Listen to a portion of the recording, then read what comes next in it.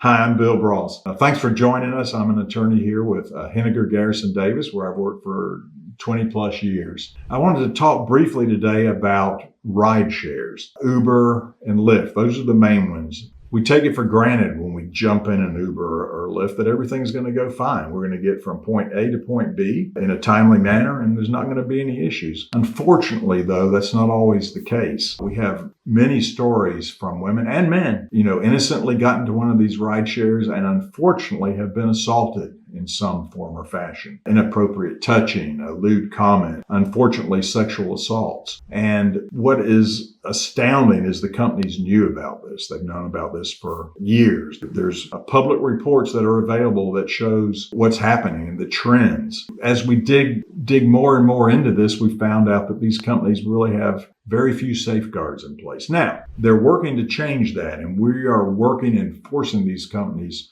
to change their hiring habits, change their training, change the safety things they have in place to ensure that this doesn't happen. For example, to your daughter, we have a story of a co-ed here where we are in Alabama who was going out for an evening and was very responsible. Probably had a few drinks and decided to take an Uber back to where she lived. Unfortunately, what should have been an easy, safe ride didn't turn that way.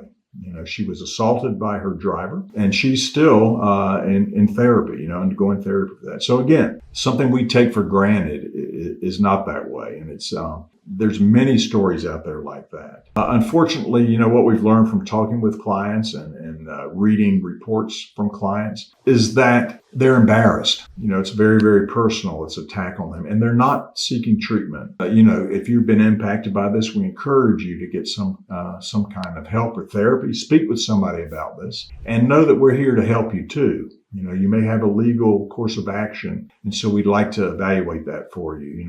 We're sorry this has happened to you, and it's inexcusable. There should have been safeguards in place, and I believe they're heading that way, but they're not there yet. So again, get the help you need, but know that we're here to help you and give us a call if you'd like us to. You may have a friend or a family member that has been impacted in one of these manners. Again, please give us a call, and we're happy to see if there's something we can do about that. Thanks for your time.